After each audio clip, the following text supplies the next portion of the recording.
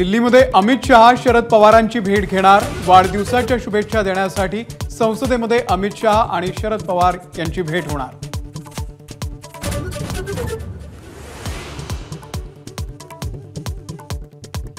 दिल्लीमध्ये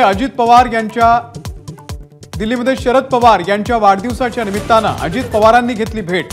सुनेत्रा पवार, पार्थ पवार, जय पवार, प्रफुल्ल पटेल आणि भुजबळही होते उपस्थित।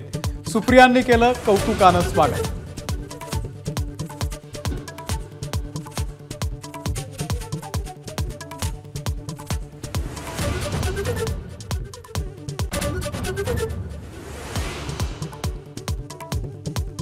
दिल्लीमध्ये अमित शहांसोबत झालेल्या बैठकीमध्ये महाराष्ट्र मंत्रिमंडळाचा फॉर्म्युला फायनल। भाजपचे 20, शिवसेनेचे 12 तर अजित पवार यांचे होणार 10 मंत्री। 14 तारखेला मंत्रिमंडळ विस्ताराची शक्यता।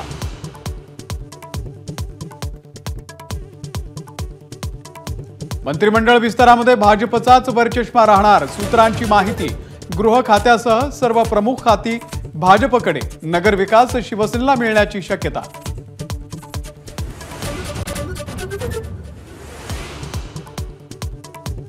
मुख्यमंत्री देवेंद्र फडणवीस यांनी दिल्लीमध्ये घेतली पंतप्रधान नरेंद्र मोदींची भेट। मुख्यमंत्री शपथविधीनंतर पहिलीच भेट। पंतप्रधानांना दिली अश्वारूढ शिवरायांची प्रतिमा।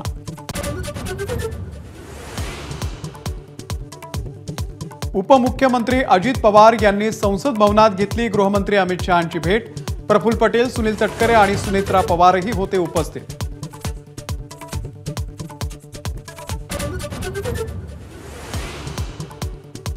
संसद एक देश एक निवडणूक विधेयकाला कॅबिनेटची मंजुरी। पुढच्या आठवड्यामध्ये विधेयक संसदेमध्ये सादर होण्याची शक्यता।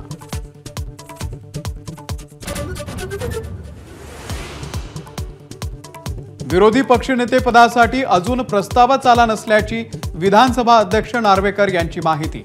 सभागृहामध्ये विरोधकांचा आवाज न दाबण्याची ही ग्वाही।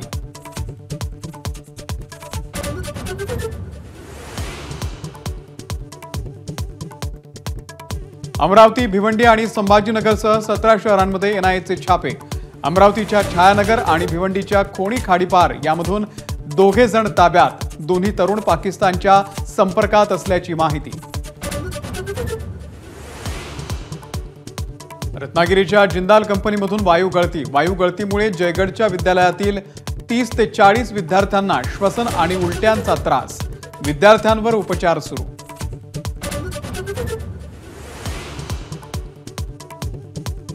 नंदुरबारमध्ये कुपोषणामुळे बालमृत्यूचा आकडा पुन्हा चिंताजनक स्तरावर। एप्रिल ते ऑक्टोबर या दरम्यान जिल्ह्यात 398 मृत्यूंची नोंद।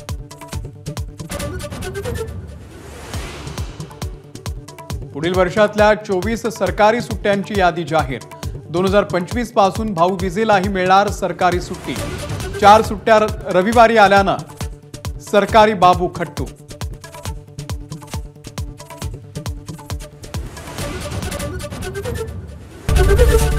एबीपी माझा, उघडा डोळे बघा नीट।